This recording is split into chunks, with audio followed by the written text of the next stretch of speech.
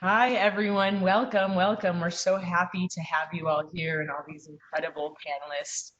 My name is Talia Eisenberg, and I am the founder of Healer Collective. We are an agency that brings conscious leaders to the forefront of conversations like this one. Today's talk it's really a pleasure to have this conversation. And I'm handing you over to Julia now. Hi, I'm Julia Jackson, founder of grounded.org, a platform to help amplify and support climate solutions. And we're really excited to be having this conversation. And we're amongst a really powerhouse panel here. Grateful to be having this conversation. And we thought we should do this because given the times we are in, how we treat each other is indicative of how we treat the planet, and everything seems to be interconnected and intertwined. So before we go into each of the individual panelists, wanted to really kick off with a question to all of you that weaves this together. So recently, society, especially in the US, has been confronted with hard questions and new conversations on race, further impacting the mental health of so many. How do you see race intersecting with climate change and impacting the climate movement at large?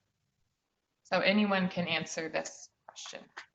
And also before answering that, we'll be taking time at the end of the event to answer questions from the audience. We ask that you please submit your questions by using the chat feature in WebEx and address questions to all panelists as the conversation's going. Thank you.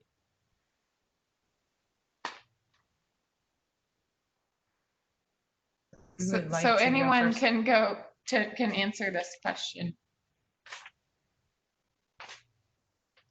Want to read it again? I'll read it again. Recently, society, especially in the US, has been confronted with hard questions and new conversations on race, further impacting the mental health of so many. How do you see race intersecting with climate change and impacting the climate movement at large? I can start us off. Thanks for that question. I think it's really an important one. And I do most of my work on climate change, but as a Black person, I think about the intersections between climate change and race quite a lot. So I guess it feels important, first of all, to acknowledge that while there's a lot of national attention on racial injustice right now, it's not necessarily a new conversation for a lot of people, but I do think that there's a lot of energy around it that's really important. And for me, quarantining for the last 4 months, devoting my career to climate work and living as a Black femme, for me, the intersection between climate change and race is the way that Black life across the board is under threat. So whether that's an environmental threat, whether that's a health threat, Black people are disproportionately impacted. And for me, the way of confronting that reality is making sure that I'm valuing my own Black life. I think what's special about this panel is that we'll have the opportunity to talk about how individual and collective mental health can advance climate and racial solutions. And yeah, it's been really important for me to just honor my own life as in confronting injustice. Beautiful.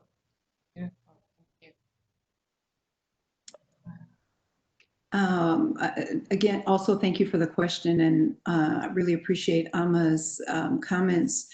The space that I'm in is I work with a number of climate organizations or organizations that of which combating the climate crisis, addressing it is one of their responsibilities. And the thing that I'll say is where I've seen race and climate intersect in movement space is that climate movement traditionally, and many of the organizations that are considered to be part of the climate movement are largely, or have historically traditionally been white-led, at least those that are acknowledged and are in public eye, those that have held headlines and received much of the resources and accolades for work that is taking place.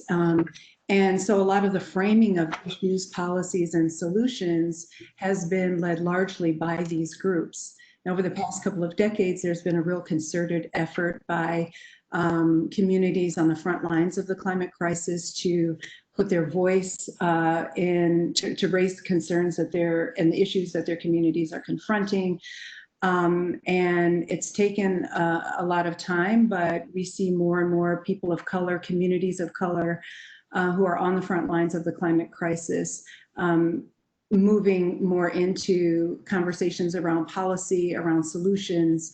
It's still debatable how impactful the voices and contributions are, not for a lack of effort, but because there's a ceiling and often walls. There's still negotiations that happen behind closed doors that frontline communities continue to be left out of. By frontline communities, I mean communities of color, Black, Indigenous, Latin, and other communities of color, as well as economically disadvantaged. And then the last thing I'll say is just kind of like a broad statement that human accelerated climate change, we know for scientists, we know climate change happens over billions of years, but what we've seen under the Industrial Revolution is very different. There's the human element that's really accelerating the warming of the planet as a result of human action. And it's considered by many, climate change, the climate crisis is considered by many to be a threat multiplier. So where there are divisions that already exist in the world that are based on race, white supremacy, injustice, economic exploitation, and so forth, we can see those crises and divisions exacerbating under warming conditions. And so I'll pause there. And so you can imagine what the mental, emotional, spiritual implications of losing home and other things that will get talked about in the course of this webinar will be. And so I'll just stop right there, but wanted to throw that into this pot. Thank you. Thank you. You know, I'd like to chime in and thank you for asking the question as well. I think, you know, where race and where the climate move intersect, I think we must talk about the systems of oppression that perpetrate and cause the climate crisis. You know, these systems, there are capitalism, sexism, racism, discrimination, all intersect, right? We know it's about the communities that are being affected by these systems, and that is perpetrating the climate crisis. So we see BIPOC communities, which is Black, Indigenous, people of color, and marginalized voices, who are literally disproportionately affected by the climate crisis more than white middle class people or white in general people. And so I definitely see it in that way in seeing that, you know, the systems that are causing the climate crisis and how race and climate change intersects is that those people that are on the front lines are us, the people of color, Black, brown, Indigenous people, and marginalized voices, especially Black people. And so I think one of the things, you know, that is important is that we have a lot of huge intersectionality problems. And I think that is where, you know, we must fix some, but definitely this is something that we can talk about within the panel. And another way that they intersect is, you know, again, majority of within the movement for decades, I think it has been led by white passing people, and it hasn't been led by the frontline communities. And so that is another way that, you know, race and climate change intersect. Thank you. Absolutely. I work with a lot of Indigenous communities on the front lines of preserving the Amazon and vital carbon sinks. And these communities are vital to biodiversity preservation, and we must empower these communities, and nature's full of biodiversity. And so as a species, we should be modeling ourselves after nature and thriving through our diversity. And if we really want to flourish and evolve as a species. I don't know, Renee, if you wanted to also answer this before we move on to individual panelists. Thank you, and thank you for convening us and holding space for this conversation. I think all I would add and build on what's been shared already is for the years that I've been working on climate environmental degradation issues, I've seen it as existential. These are existential issues. And so to a point raised earlier, these connections are not new. It's more what's new is our awareness, our perception, and an exposure of tremendous blind spots. And so, the lens I'm bringing is, it's really that trauma lens of putting into context, what does it mean to come to terms with our blind spots and what happens when we begin to connect the dots, and what is the trauma of connecting dots between race, inequity, climate degradation, power, white supremacy, it's very, it's traumatic content we're in. But my take is I find this intersection and this kind of explosion has been tremendously thrilling. It's sort of like finally, the energies that have been kind of subterranean for a lot of people have now ruptured. Right. And so now we're in this moment, this very generative, very dynamic moment where how do we want to work with those energies? How do we want to be skillful? How do we want to be grounded and thoughtful and intentional and all of that? So I think it's a tremendous moment. And this conversation we're having is just such a testament to that. I can't tell you how many people reached out to me just in the past 24 hours, just like, oh my God, this is so exciting. This is so great that we're convening in this way. So thank you. Yeah, with that self-awareness comes change as a collective. So it's a very exciting time and a very challenging time. So with that, we would like to kick off the meat of the panel here with discussion on mental health in today's world, how individuals engage, process, and recover from stressful events, such as societal unrest, climate change, everything that we're experiencing today as a collective. Dr. Renee Lertzman here is a psychologist, sustainability strategist, and founder of Project Inside Out. The first question is, given the unprecedented societal challenges we're facing right now, how can people process these events and respond in an emotionally healthy manner? It's a great question. Yes, it is a good question. Thank you. So just for a bit of context on how I respond to a question like that, for a number of years, I've been really trying to understand what tools, what resources can we tap into that support our human capacity to actually engage, to really stay present, to stay regulated, to stay connected with a reality that is triggering, that can be very overwhelming, that can be very threatening.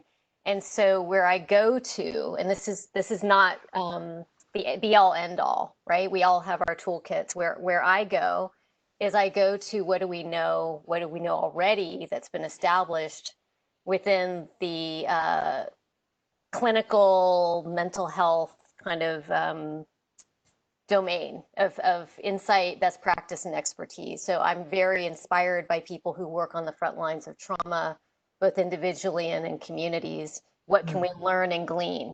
And there's so many resources already available, which is a lot of what Project Inside Out is about, which we'll talk about a bit later.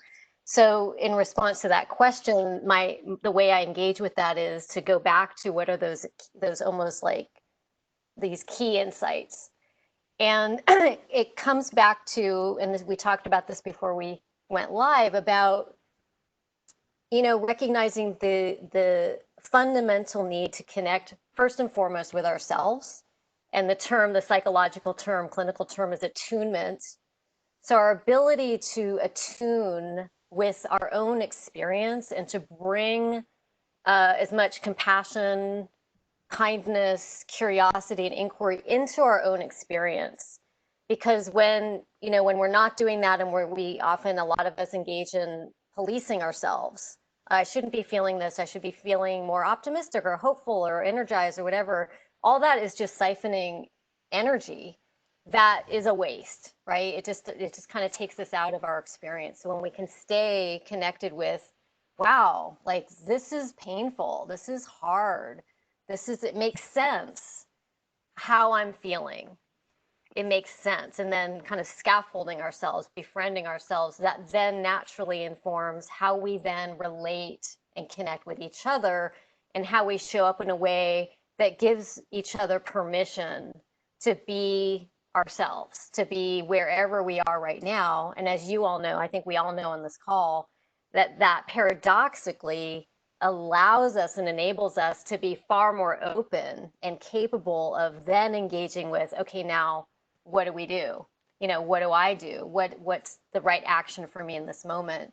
So when I think about the question of how do we process kind of the emotional content that's coming up for so many of us right now, it's situating again what's happening in the context of trauma and as a relational theory of change, so to speak, that we exist and we process the world in relationship, and to be thinking, you know, about how we can support and create containers that give us that safety, that space to really be real, which I think is actually really hard for people, frankly, working on climate change and environmental issues and activism. Is super, super hard because we're wired to be action, action, action, right?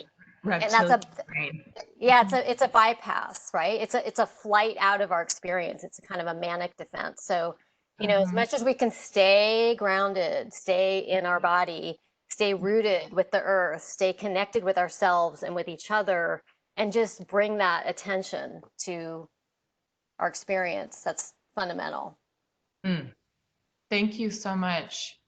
You know, I find it interesting too, neuroscience in general, and how everyone on the front lines needs to have a really efficient prefrontal cortex. And when your amygdala, which is your stress response, gets hijacked by trauma, you absolutely need to do self-care and stay grounded and practice healing arts, because the world needs people like you guys on the front line. So it's like this delicate like balance. We're going to actually, because we have a few questions for all of you, so we want to infuse other panelists and then come back to you, Renee, if that's okay, and ask you the additional questions. So now we're going to, I'm going to introduce Alma Francis. Thank you, Alma, for being with us today. So Alma is a climate law fellow at the Sabin Center for Climate Change Law at Columbia Law School, where they focus on international climate law, including the development of legal solutions to disaster displacement and climate-induced migration. So my first question to you, Alma, is can you talk about your own experience in relation to the impact of climate change and climate migration? And how have these experiences impacted your own mental health and informed your professional journey? Yeah, thank you for that question and for the introduction. And just to be responsive to what Renee was saying about manic responses to trauma, like going straight into action when something difficult happens, I definitely do that. So thank you for calling that out. That's a good reminder. I think we all do that. Yeah, it's like, that's me, I do that. So I'm from an island in the Caribbean called Dominica. And it's a small island, it's really beautiful, and I just want to give people some context about where I'm speaking from. And we got hit really badly by Hurricane Maria. Some of you might have heard about Hurricane Maria that hit a number of islands, including Puerto Rico in 2017. And in Dominica, where I'm from, the entire island got wiped out. So 90% of houses were lost or damaged. My own grandmother, for example, was living without a roof for months. We lost the equivalent of 226% of GDP. These are like numbers, but just to translate that, a lot of people lost jobs, houses, just life was shattered. People described the island afterwards as looking like a war zone, just complete devastation. And for me, that was immensely difficult. I think I was already committed to climate work at that point, but thought of climate as something that will happen in the future. And I think when Hurricane Maria happened, I realized climate is actually happening now. These storms of increased intensity are already happening. Hurricane Harvey, which also hit that hurricane season, had more rainfall that year because of climate. So it helped me reshift my concept of climate to realize that it's something that we're dealing with now. And I had a lot of grief. I was heartbroken. And I think a lot of, to be honest, unprocessed trauma about that, like just really didn't have the tools to deal with how difficult it was to think about losing home and losing homeland. Yeah, like after the storm hit, my own mother moved to another island. I'm now in Barbados. Sorry, it's a little loud. I'm now in Barbados where my family moved. Some of my family moved after the hurricane. And to be clear, we're really privileged. I'm safe. We didn't lose life. But it just gave me a sense that wasn't the case for all people. Some people move to really vulnerable situations. And so in my work now, I focus on climate migration, which I call the human face of climate change. There are a lot of people, millions of people who will have to move, who are already moving because of climate impacts. And my work focuses on making sure that we have frameworks and legal protection for those people. Awesome. I can personally relate to you. I lost my home to the Kincaid fire recently. And once you experience the climate crisis personally, it's very visceral. Yeah, absolutely. Traumatic. It is traumatic. So that's why healing and mental health and making sure you're okay to be able to help others is really important as well. And as you're speaking, I'm empathizing with your story, which is something I don't think I was able to do. As you know, Renee said, like, we need to do this inner work first. I don't think I was able to really empathize with others' experiences until I did this deeper self work. So I'm really able to just sit and not need to react or need to fix or not really feel it. I can feel it and just listen. So it's really very powerful to hear what you're doing, your story. Thank you very much. Thanks. Next, we are going to talk about environmental justice and impact of climate change on low-income communities. Dr. Ife here serves as the Senior Director of Network Engagement at the U.S. Climate Action Network, where she leads a team to oversee the efforts toward meeting the goals of the Paris Agreement and exceeding U.S. targets. She received a PhD in sociology from Howard University with a dual focus in research methods and race. She also brought her experience as a healer into activist and movement spaces where she's been invited and which she has helped to create. She is an Okomfo, a spiritual healer in the Akom spiritual tradition of West Africa and a Reiki master. Last but not least, she is a grandmother. So the question that I have here is, can you speak about your own experience witnessing the impact of climate change on low-income communities and beyond just the physical impact, the mental health effect on communities such as Detroit, where you served as an elementary school principal? Thank you so much for being here. So. Yeah, no, thank you for the invitation and for being here and for what was shared both by Alma and Renee just a few minutes ago. Wow, I think what Alma spoke to about her concrete experiences is consistent with what I've been in conversation with folks about throughout the South and South Carolina, North Carolina, the Gulf, Panhandle in Florida. For example, I spent some time with elders, African-American, Native elders, where I was curious, and it was more than a curiosity. We were working together and trying to identify, talk about relationship with water and how historical relationship with water has impacted or could potentially impact and inform stronger communities in the face of future disasters. But to answer the question directly, you know, some of the things that Alma shared, I saw consistently throughout the South, and I'll zero in on some of what I've heard from folks around fear.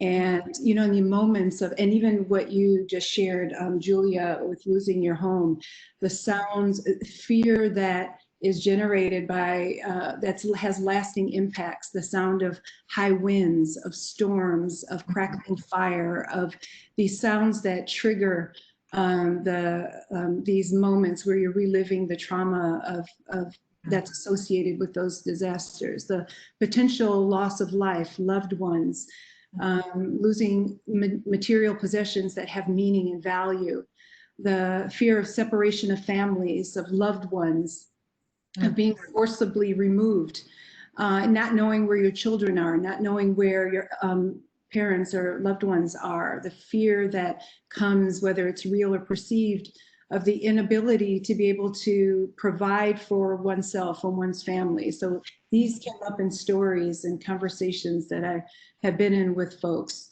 Not knowing how basic needs will get met, food, shelter, clothing, education of children, and so forth.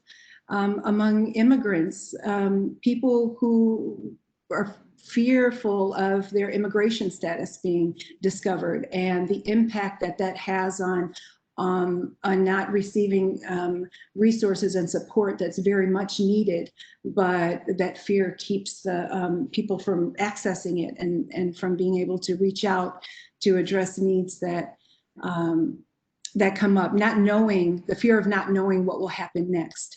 So there's so much when we think about what happens in the course of disaster, what gets reported when these natural disasters come. And it was said before, disasters that we can see happening and anticipate happening with greater frequency and intensity, just the real physical and material loss.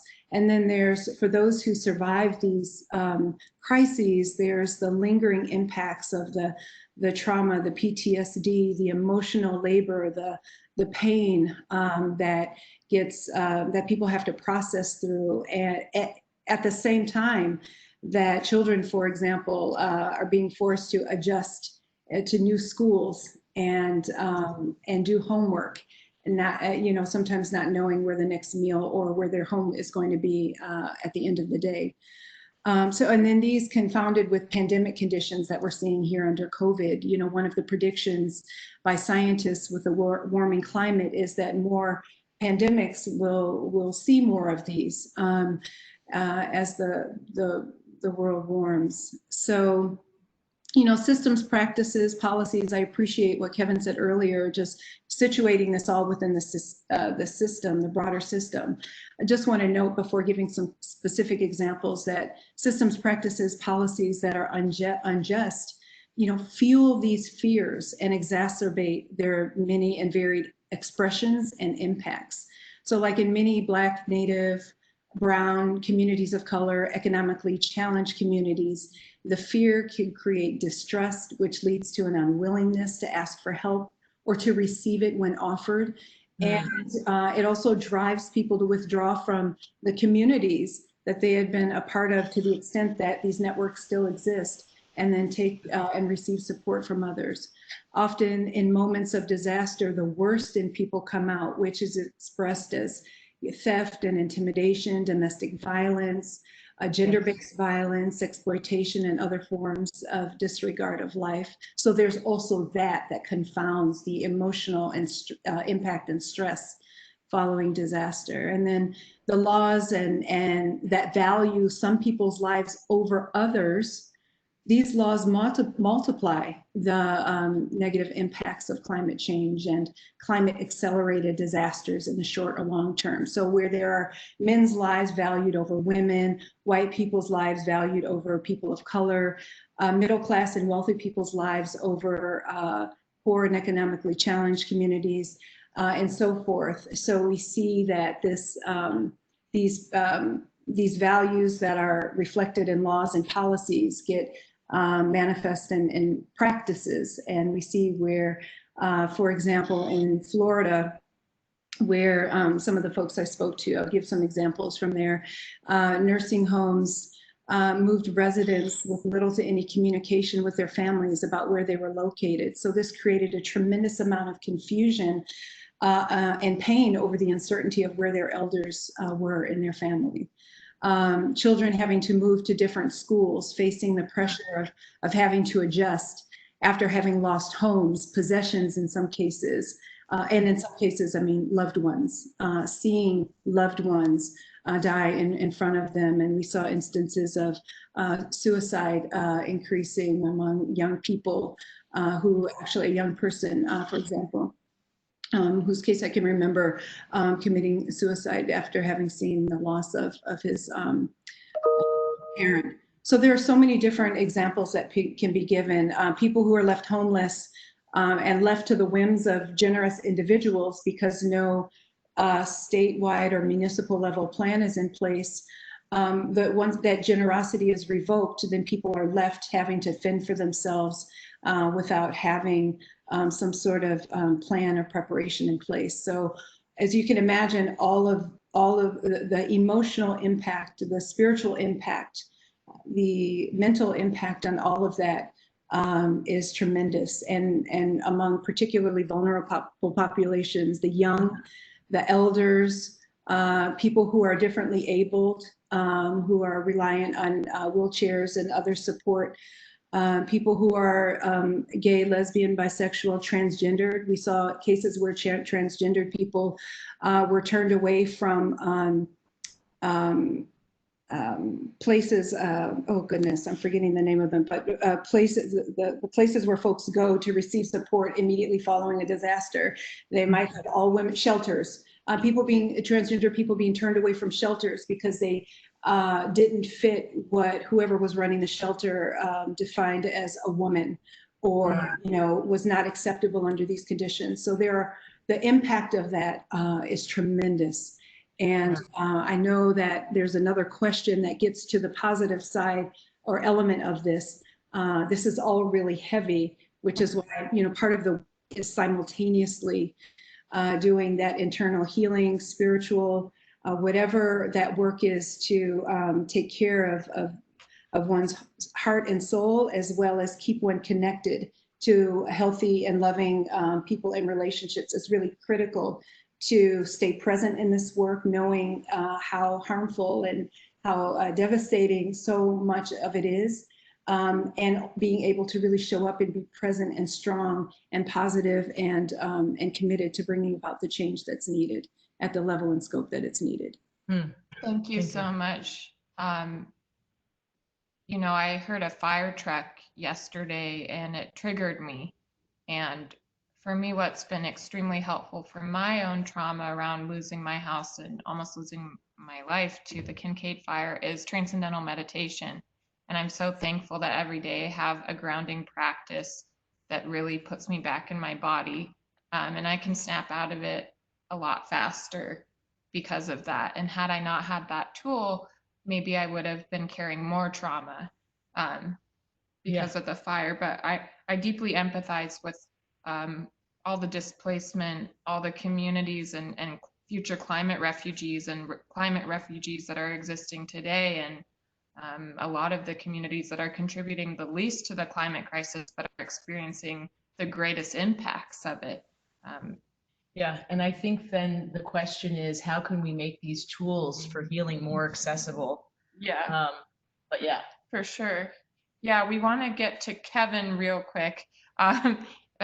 Because we of course could talk for hours to you guys. We have so many questions for you. I have more questions that have come up even amongst this conversation, but I want to bring Kevin into the conversation. Hi, Kevin. Thank you so much for joining us today. He's our thank you for having me. Our youngest panelist, age 19. I thought you were older because you are an old soul. You present yourself older, but you're very impressive for a 19-year-old. So Kevin Patel is a leading youth environmental activist and founder of One Up Action, an organization committed to activating the next generation of diverse climate activists. Thanks for joining us. So the first question I have for you, Kevin, is how has eco-anxiety affected you and your youth peers as climate activists? And what inspired you at such a young age to start One Up Action?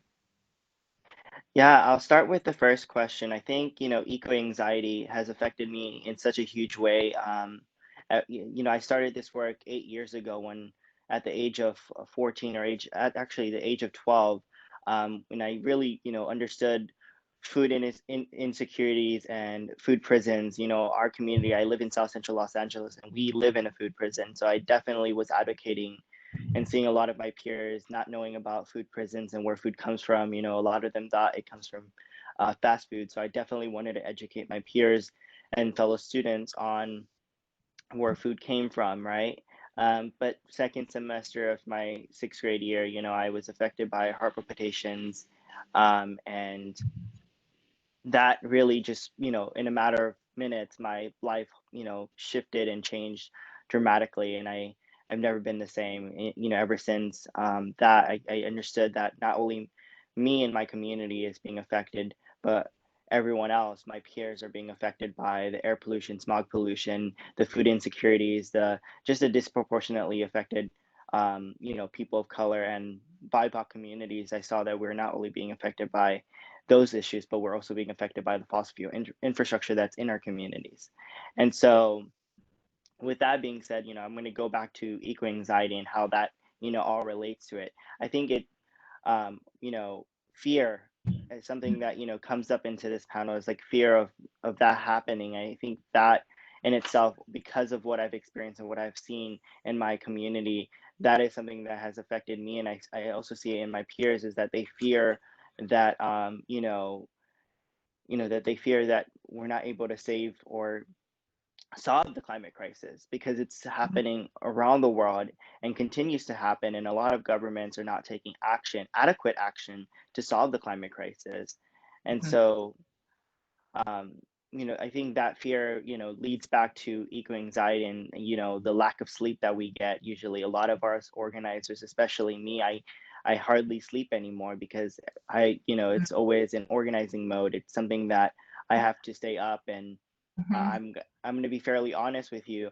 You know, today I haven't slept either. So it's like that constant thing that, you know, it happens. And it's not just me, it's also my fellow peers that I talk to. It's like that lack of sleep because they want to organize, you know, and it's, so that's how it's been affecting us as, you know, climate activists, is that we fear what lies ahead, you know, our futures, right? And that the sense of that, you know, a lot of, you know, adults have basically that argument, basically saying, oh, future generations got this, right? They're the ones that we're going to leave the climate crisis to. They're going to solve the climate crisis and everything like that. But definitely, I think, um, I definitely think that we, you know, we as climate activists can, wait 1 second.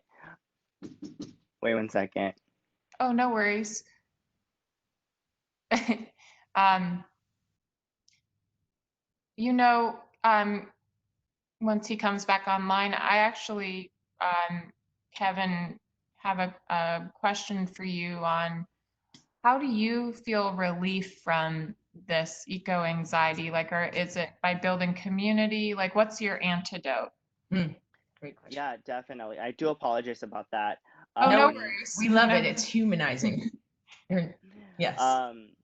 Yeah, I guess, you know, some remedies. You know, I think a lot of the things that I've been, you know, I put out a call, I think a few months ago, very beginning, of January, you know, that on Twitter, because a lot of climate activists are, and my fellow peers in the movement are on Twitter, and I usually, you know, just said, hey, I'm losing sleep, what can I do? And the community came together. A lot of people sent me DMs, a lot of people started retweeting, and a lot of people, you know, started communicating, saying, hey, these are the things that you can do, right? And these are the things that you can implement, whether that be taking, you know, sedatives, or listening to music, or something that, you know, can help you.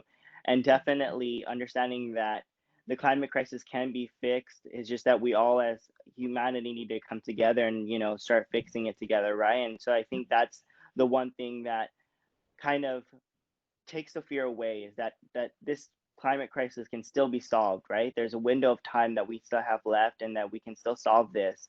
And so, you know, to, you know, put it, is that eco anxiety really does affect our generation and my generation, specifically, a lot.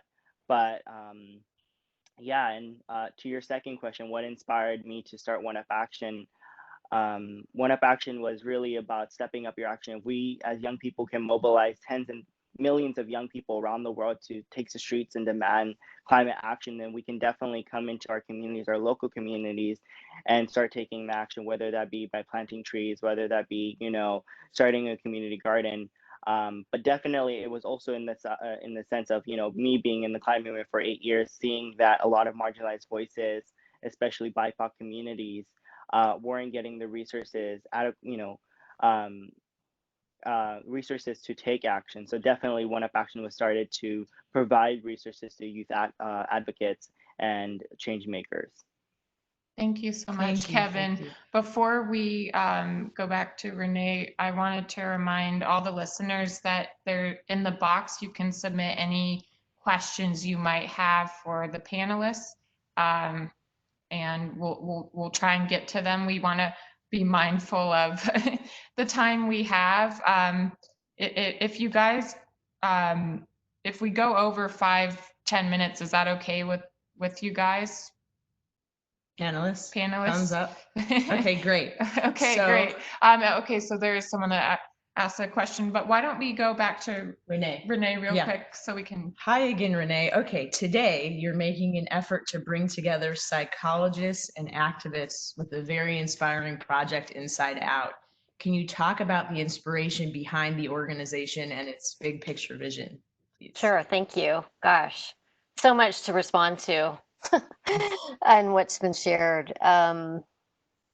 I mean, if I want to go really deep with it, what's inspired me is my own eco-anxiety from when I was a teenager and profoundly impacted by what was going on with environment and planet, and at the time, the nuclear threat and all of that, which drove me to go deep into the clinical psychological world, because I found that I had exposure as a teenager in high school.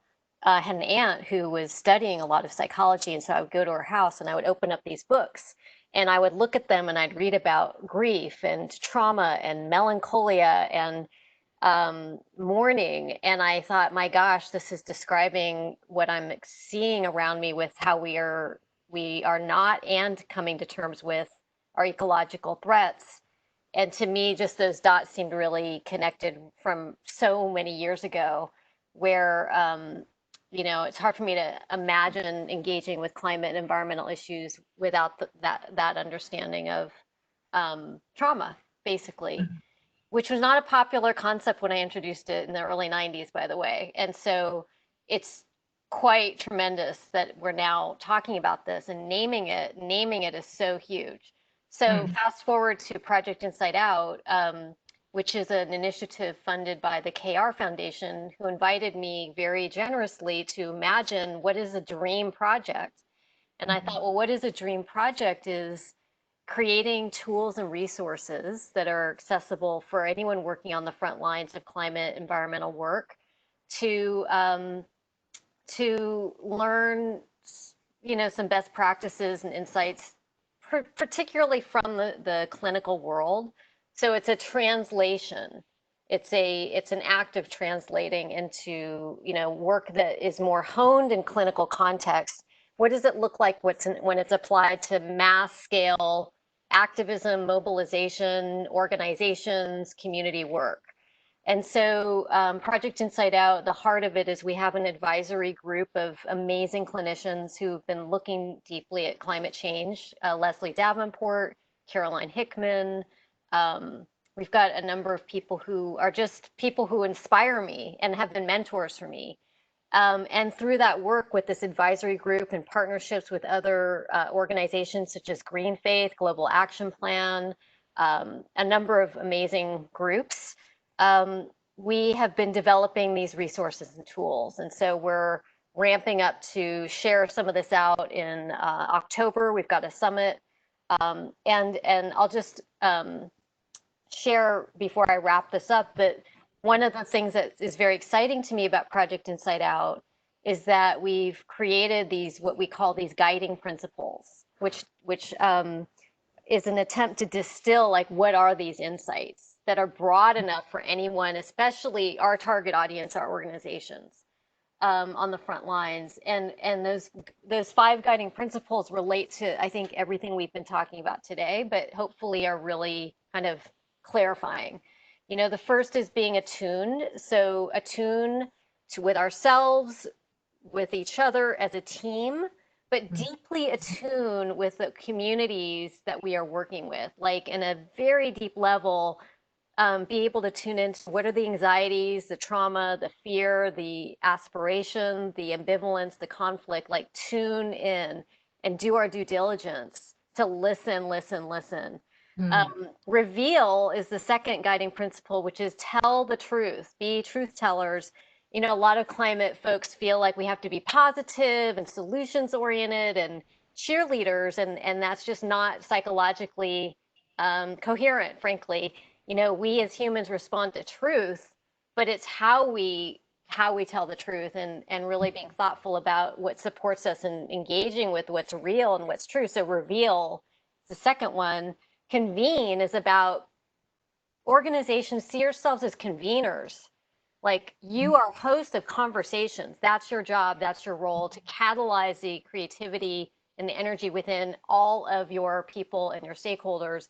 We're shifting out of the model of push, push, push, mobilize, mobilize. It's like, and I'm aware what I'm saying has been done for millennia, for centuries. This isn't something we've just created and invented. It's just like, it's deep wisdom. So there's the convening, there's equipping, which is capacity building, tool building, skill building, up leveling, like share your resources, get everyone super skilled up, especially how to talk about these issues with each other. You know, how to talk and communicate.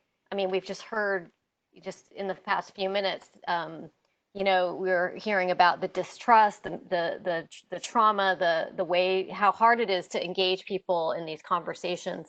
There's skills and tools we can all be learning to get better at it, and each one of us can be better at that. And then the final guiding principle is sustain. How do we sustain? How do we get ourselves to think beyond the pledge, the intention, the activation, the campaign, the march, the this, that? How do we go beyond that to think much more in terms of building? This is for the long haul. And so all of these come together to support real deep transformative work. That all of these things work in clinical context, you know, which have to do with connection, relationship, and so forth. So that's Project Inside Out, which is pretty cool. And I invite everyone to, you know, we're under the radar right now. So if you go to the website, projectinsideout.net, you can sign up to get more news about it. But it's really important that we invite as many people into the mix as possible. Thank you so much. I think that helped answer Shayna's question as well about how to turn anxiety into more actionable items. Yeah. So yeah, we have a few questions that have come in, by the way, for the panelists. So what I'm going to do now, Alma, is actually ask you one of the questions we had for you and ask you one of the questions that came in the chat box, if that's okay with you. And if you can't answer them both, no worries. I just feel like for the sake of time efficiency, it would be helpful to also address the questions coming in. So my first question for you, Alma, is how have heavily impacted communities sought to deal with the emotional impact of climate change? And then one of the questions that came in here, I think we should address it again from your perspective as well. The concept of eco-anxiety resonates with me too, because the influx of negative news can be very overwhelming. How can I use my anxiety to be actionable? So 2 questions for you. Sorry to give you a lot there, but whichever calls to you to answer first. Yeah, I'll start with the question from the audience first, just because I was so excited about being in conversation with folks. So I want to respond directly to that. Yeah, that's a really good question about how to use eco-anxiety as fuel that is helpful and not consuming, self-consuming. So from a personal perspective, sometimes my grief about climate change, I know, has meant that I've turned off because it's too much. or I've gone the other route and decided, okay, well, I need to write this paper and do this panel. And both of those responses, I don't think have been very helpful in terms of being in this for the long haul. So I've been recently reading the work of Audre Lorde, a collection of essays called Sister Outsider. And something that was really striking to me was that she was already talking about the destruction of the planet in like the 1980s. Like we've been having this conversation about climate change and ecological destruction since the 1970s. It's not a new conversation. And I think that perspective for me was really helpful in grounding me in the reality that this is a long fight. So I think the approach to the fight is really important, and something that I found inspiring is this call to look at rest as resistance. So it speaks earlier to Kevin's point about not sleeping or being so anxious that you can't care for yourself. And it's been really important for me to look at how systems of extraction are embedded in me so that I overproduce or think I need to overwork, and how those systems of extraction are also leading to destruction of our planet. To speak to the other question about how communities that I come from are dealing with it, I've really struggled with this because, like, after Hurricane Maria hit Dominica, for example, I was devastated, but some people on island were completely just fine. We're, we're sourcing water from rivers. We're like, we've been through terrible things before, we'll survive again. I come from communities that have gone through displacement, who have survived slavery, who have seen the other side of abolition. And I take inspiration from that strength, but also I think that there's a lot of unhealed trauma that gets passed on from generation to generation. And so I think it's really important to find ways to collectively deal with these issues. I know that just reaching out to other people has been really helpful to me. But I think there are certain material conditions for healing that are necessary. You can't really go to therapy if you're worrying about where your next paycheck is coming from necessarily. And so it's important to address those material conditions that limit people's ability to be able to use trauma for force of change. Thanks so much. Absolutely. It catalyzes action too when you experience it firsthand.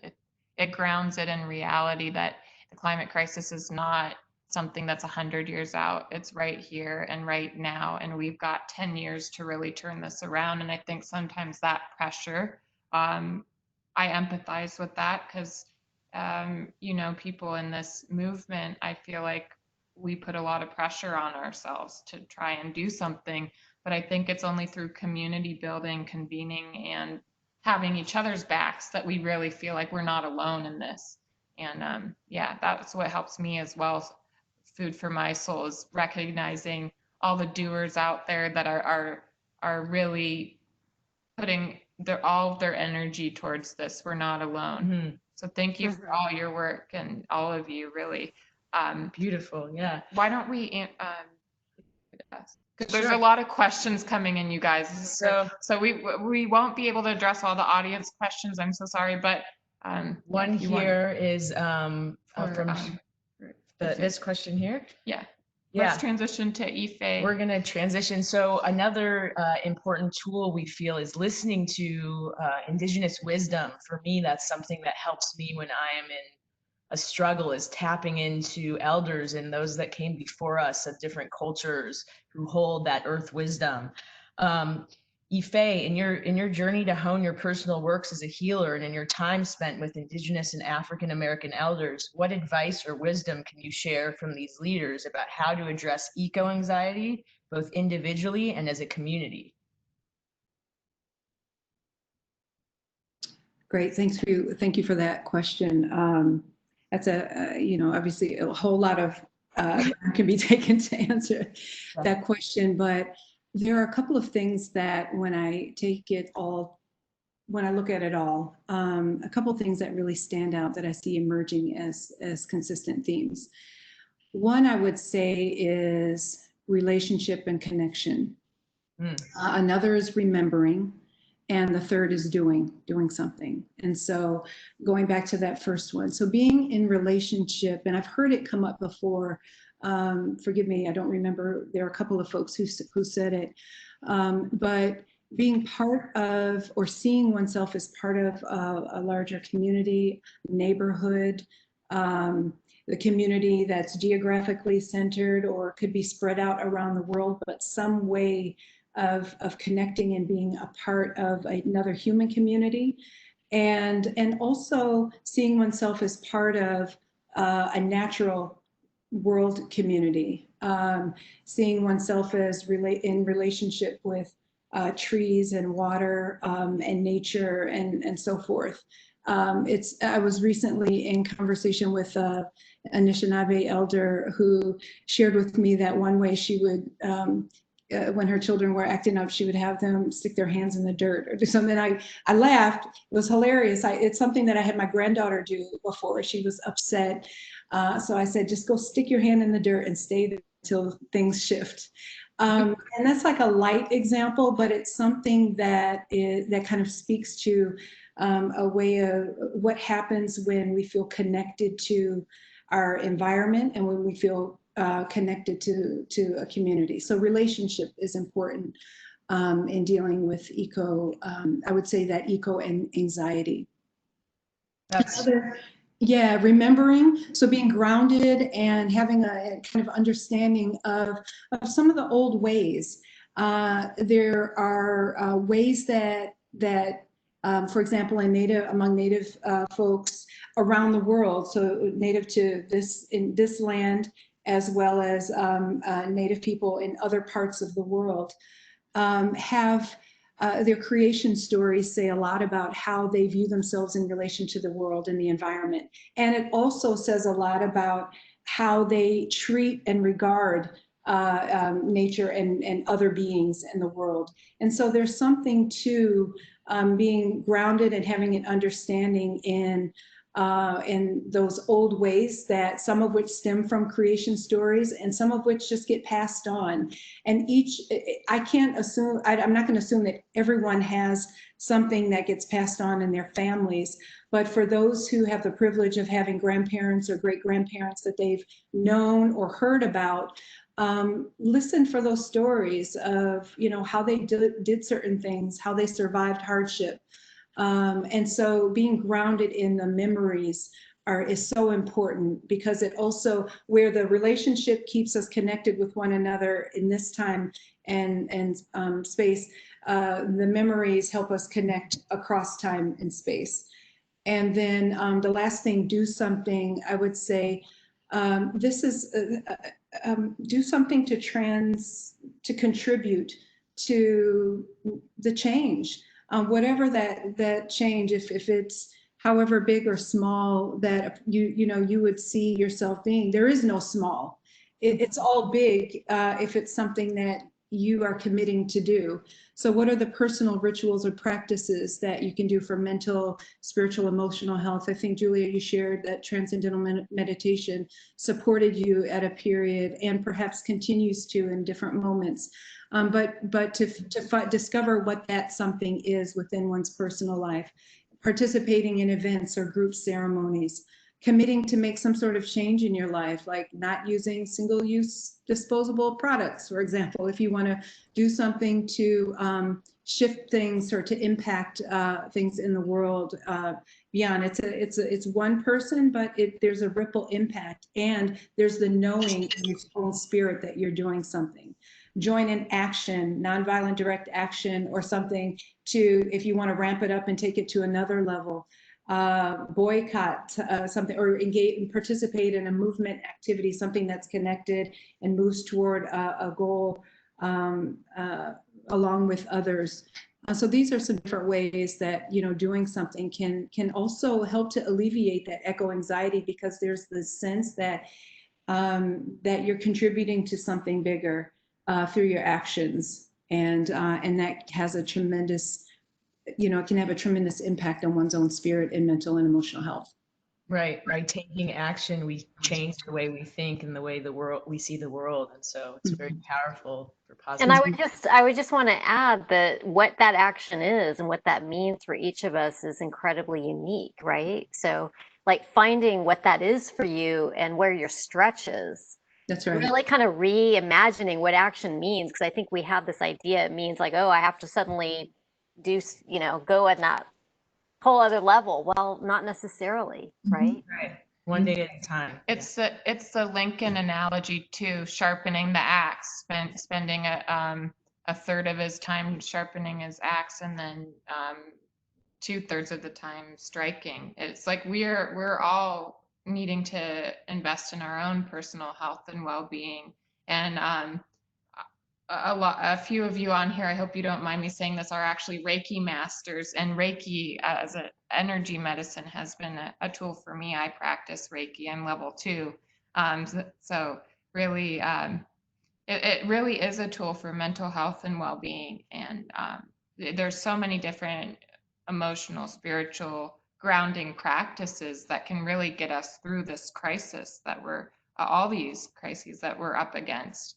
And Ife, I love that you keep bringing up the word grounded. I actually named my organization grounded.org because I think that to really have impact, you individually need to be grounded, connected to the earth first. Yeah, in conversation with the earth on a daily basis. Absolutely. Yes. And listening, deeply listening to the earth as well, and each other and all beings, really. So we want to wrap this up with Kevin. Kevin, we have a question for you. And of course, to anyone still watching, if you want to type in additional questions and each of you panelists want to maybe type the answers, that could work as well, if in case there are any more questions. So Kevin, to wrap this up, if you had one wish for each person around the climate crisis, what would it be?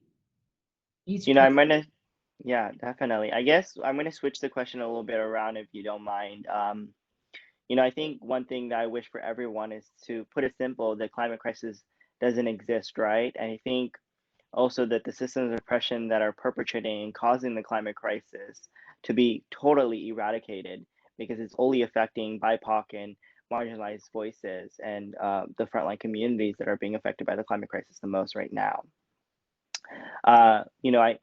It's the whole essence of that, our communities right now that are having, to have true justice, right? And for future generations, and this might be funny, but to not breathe out of an aluminum can, right? We see places around the world that have high air pollution and smog pollution selling aluminum can air canisters. And so that's something that I, truly want to wish upon everyone, is that we don't have to resort to that, right? Into that type of future.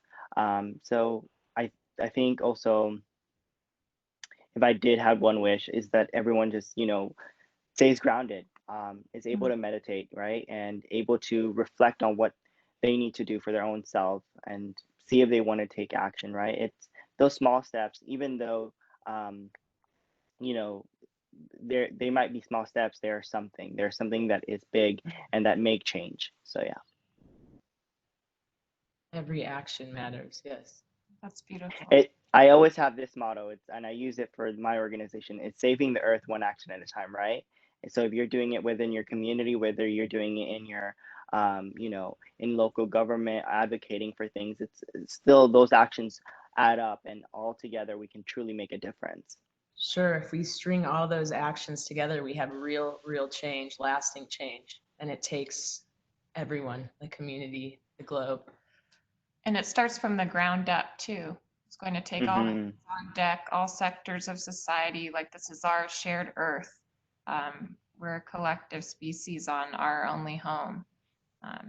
Thank you guys so much for joining this panel. Yes. Want to be conscious of time. Thank you for staying 8 minutes extra. We appreciate you all and all the listeners. And I think in closing, if you want to do more, grounded.org is a great place to start as a platform. And all of your guys' organizations, really. So, and you can go on Grounded's Instagram or social media to check out all of these amazing panelists and their work too, and make sure to continue following their work. This is really important work, and thank you guys so much for everything that you do. Yeah, It's very inspiring. we really appreciate it. And if there's other questions from the audience, feel free to email us at any of our organizations and we'll make sure those are answered. And we'll just like to get into dialogue and listen and learn and be helpful. Sorry, there's just one question that I'll answer that came in from someone named Sarah. There's an organization that's called Climate Based that launched, which is basically my friend Evan created careers just around people interested in climate. So check them out if that helps you, Sarah. So yeah, thank you guys so much. And also check out Healers Collective. This is the healer dealer here. She's connected to many healers throughout the world. Healers, doctors, shamans, all sorts of people making a difference in the alternative medicine space to empower the planet. Yeah. Yeah. Thank you. Thank you. Thank you both so much. Yes. Thank you. Thank you all. Thanks to everyone. You guys. Yeah. Thank you. Thank you. Take care. Have a great. Bye-bye. Bye. Bye.